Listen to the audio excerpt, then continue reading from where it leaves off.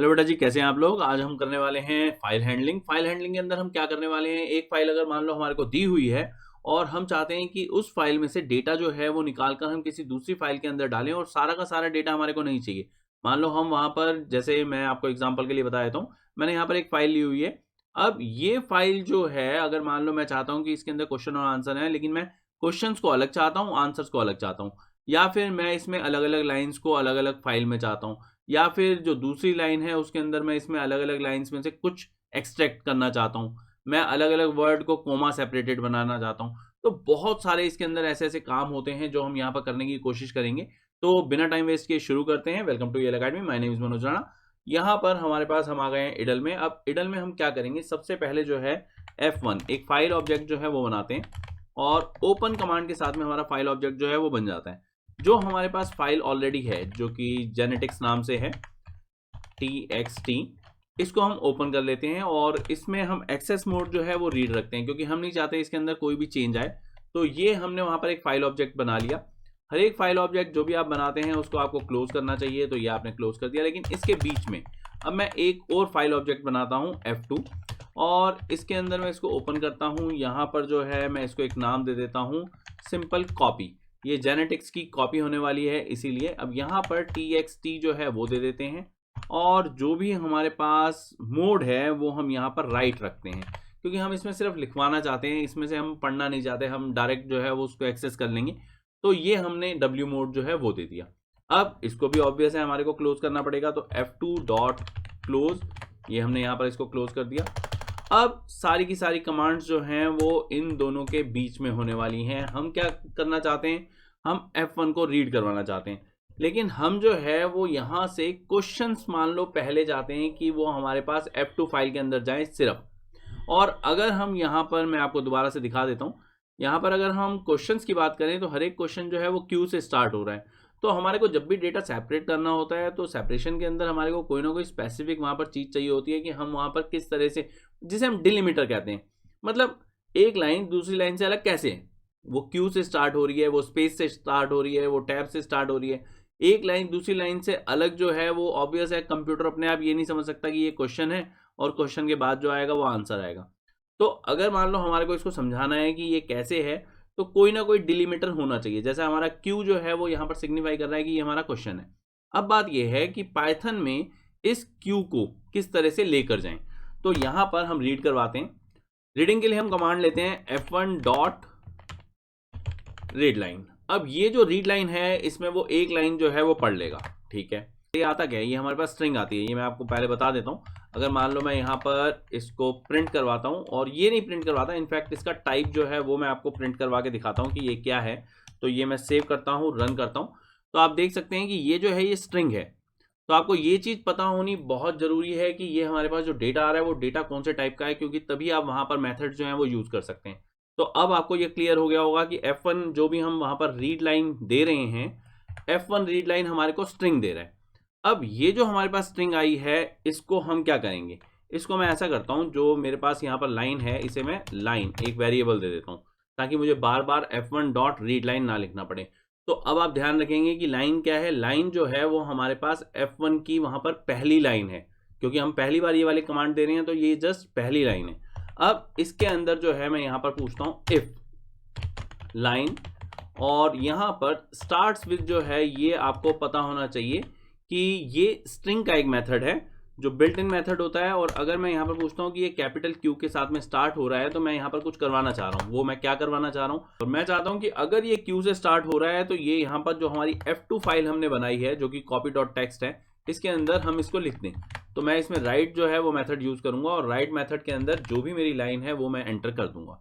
अब ये सिर्फ पहली लाइन के लिए है, लेकिन अभी के लिए हम इसको सेव करके रन करके देखते हैं, और आप देख सकते हैं कि यहाँ पर कोई एरर नहीं आया है, लेकिन जो भी चेंज आएगा वो तो हमारी फाइल में आएगा। तो हमारे पास जो फोल्डर है उस फोल्डर में चलते हैं, और यहाँ पर हम देखते हैं कि क्या हमारा कॉपी txt जो है वो क्रिएट हो गया है।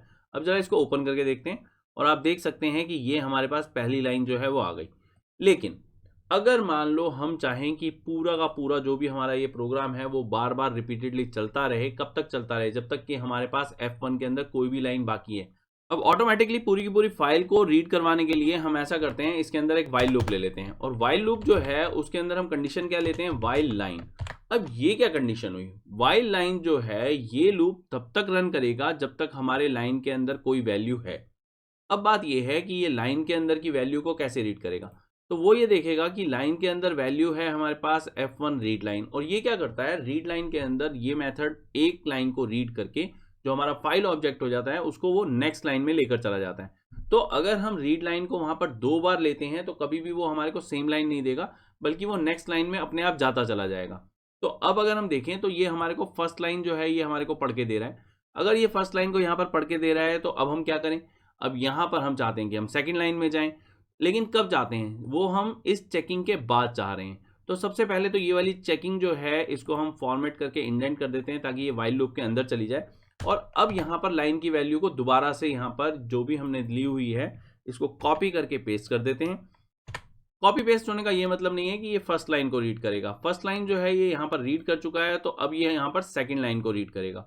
सेकंड लाइन को रीड करने के बाद ये वाइल लूप में फिर दोबारा से जाएगा, और क्योंकि लाइन के अंदर सेकंड वहां पर लाइन जो भी होगी उसकी वैल्यू पुट हो चुकी होगी, तो ये एम्प्टी नहीं होगी।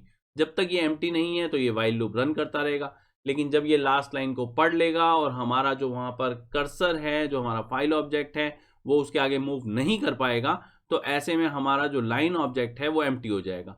जब लाइन ऑब्जेक्ट हमारा एम्प्टी हो जाएगा तो ऐसे में वाइल लूप जो है वो अपने आप ब्रेक कर जाएगा। तो इसको हम यहाँ पर सेव करते हैं और रन करते हैं, तो आप देख सकते हैं कोई एरर नहीं आया है, इसका मतलब ये जो है काम सही कर रहा है हमारा प्रोग्राम। वापस चलते हैं अपने फोल्डर में, और ये कॉपी जो है इसमें मैं आपको दिखाता हूँ कि ये हमारे पास 3 क्वेश्चन जो हैं वो अलग से आ गए हैं। अगर मान लो मैं ये 3 क्वेश्चन नहीं चाहता और आंसर चाहता तो मैं क्या करता, तो ऐसे में सीधी सी बात है, मैं ये चाहूंगा कि अगर ये स्टार्ट ना हो क्यू से तब जाकर वो वहां पर F2 के अंदर राइट हो। वो कैसे करवाया जा सकता है, वो सिंपल नॉट से करवाया जा सकता है। अगर मान लो मैं नॉट के बाद यहाँ पर इस तरह से ये मैं ब्रैकेट के अंदर ले लेता हूँ पूरा, अब अगर मैं सेव करके रन करवाता हूँ तो आप यहाँ पर देखेंगे कि एरर अभी भी नहीं आया है, तो इसका मतलब हमारे पास फिर दोबारा से हम कॉपी में जाएं तो हमें वहाँ पर सब कुछ सही सही मिलेगा। देखें क्या हमारे को मिल रहा है, बिल्कुल सही मिल रहा है। यहाँ पर जो भी हमारे पास ये लाइन है ये हमारे पास लाइन आ गई, और हम वहाँ पर आराम से देख सकते हैं कि हम क्वेश्चंस को अलग कर सकते हैं, आंसर्स को अलग कर सकते हैं। लेकिन अगर मान लो मैं ये चाहता हूँ कि यहाँ पर एक एक वर्ड मेरे पास अलग अलग आए, क्या ऐसा करवाया जा सकता है, बिल्कुल करवाया जा सकता है। कैसे करवाएंगे, अब यहाँ पर ऐसा करते हैं, अगर हम वर्ड एक एक सारे का सारा जो है वो अलग चाहते हैं, इसको हम हटा देते हैं पहले के लिए।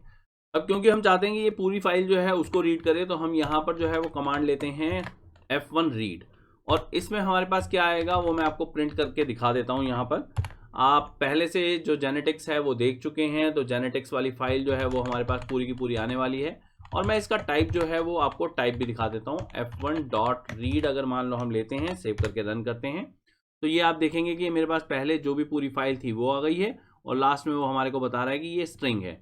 तो F1.read जो है ये भी हमारे को वहाँ पर एक स्ट्रिंग दे रहा है, ये आपको क्लियर होना चाहिए। अब हम इसको यहाँ पर प्रिंट तो नहीं करवाना चाहते, हम क्या चाहते हैं, हम सारा का सारा डेटा लेना चाहते हैं, तो हम यहाँ पर डेटा ले लेते हैं। F1.read अगर मैं दूंगा तो ये मेरे पास टोटल डेटा आ गया। अब मैं इस डेटा का क्या करवाना चाहता हूँ, मैं इस डेटा के अंदर हर एक वर्ड को अलग करना चाहता हूँ। अगर मैं हर एक वर्ड को अलग करना चाहता हूँ तो मेरे पास क्या तरीका है, मेरे पास यहाँ पर स्ट्रिंग का एक मेथड होता है स्प्लिट।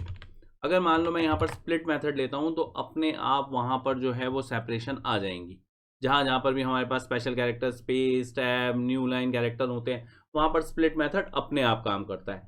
अब इस स्प्लिट मेथड के बाद मैं क्या चाह रहा हूँ, मैं मान लो इसको एक लिस्ट बनाना चाह रहा हूँ, तो मैं इसको ऐसा करता हूँ L, और इसे मैं लिस्ट के अंदर ले जाता हूँ।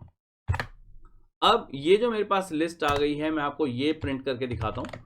यहाँ पर मैं इसे प्रिंट करता हूँ, प्रिंट L, सेव करके रन करते हैं, तो यहाँ पर आप देख सकते हैं कि हमारे पास जहाँ पर भी स्पेस, टैब या न्यू लाइन उसको मिला, उसने वहाँ पर उसको अलग अलग अलग अलग कर दिया है। तो ये हमारे पास अलग अलग बहुत सारे मेथड्स होते हैं जिससे हम एक डेटा को किसी एक फाइल से उठाकर दूसरी फाइल में ले जा सकते हैं। अब अगर मान लो हम यही डेटा जो हमने लिस्ट के अंदर वहां पर स्टोर किया है, इस डेटा को हम चाहते हैं कि किसी दूसरी फाइल के अंदर वो कोमा सेपरेटेड वैल्यूज की तरह चला जाए, तो हम क्या कर सकते हैं, अगर मान लो यहाँ पर एक एक एलिमेंट को हम उठाकर किसी दूसरी फाइल में ले जाना चाहते हैं, तो उसके लिए हम क्या करेंगे, for I in L। इसका क्या फ़ायदा है, ये हर एक एलिमेंट जो भी हमारी लिस्ट एल के अंदर है उसको वहाँ पर इटरेट करेगा। और इटरेट करने के बाद हम क्या चाह रहे हैं, हम चाहते हैं कि वो जो है वो जो भी हमारे पास दूसरी फाइल है F2 फाइल जो हम ले रहे हैं, इस F2 फाइल के अंदर राइट कर दिया जाए। तो राइट मेथड जो है वो हम लेते हैं और इसके अंदर हम आई दे देते हैं। अब इसके बाद क्या हम ये चाहते हैं कि सीधा सीधा वर्ड के बाद वर्ड, मैंने आपको शुरुआत में ही ये चीज़ बताई थी, ऑटोमेटिकली पाइथन कुछ नहीं करने वाला।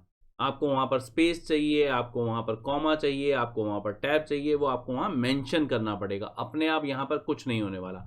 तो यहाँ पर जो है वो आई, ये जो है वो राइट कर देगा। इसके बाद आप क्या चाहेंगे, इसके बाद अगर मान लो आप चाहते हैं कि कॉमा आपके पास आए, तो आपको F2 डॉट राइट करके यहाँ पर कॉमा जो है वो देना पड़ेगा। तो यहाँ पर मैं इसको कॉमा देता हूँ इस तरह से, और अब मैं इसको सेव करके रन करता हूँ और आप देखेंगे कि हर एक हमारे पास वर्ड के बाद जो है वो वहाँ पर कॉमा जो है वो आ जाएगा। तो ये मैंने यहाँ पर रन किया, कोई एरर नहीं आया, तो हमारी जो फाइल है वो चेंज हो चुकी होगी। यहाँ पर देखते हैं और आप देख सकते हैं कि हमारे पास हर एक वर्ड के बाद जो भी हमने वहाँ पर वर्ड लिखा था, उस एक वर्ड के बाद जो है वो कॉमा आ चुका है। अगर आपने स्ट्रिंग जो है वो अच्छी तरह से किया हुआ है और आपको उसके मेथड्स पता हैं, तो आप बहुत कुछ करवा सकते हैं। तो बस बेटा जी, इस एक्सरसाइज के लिए इतना ही। मिलते हैं नेक्स्ट वीडियो में। अगर आपको मेरा मेथड जो है वो पसंद आया हो तो please like share and subscribe.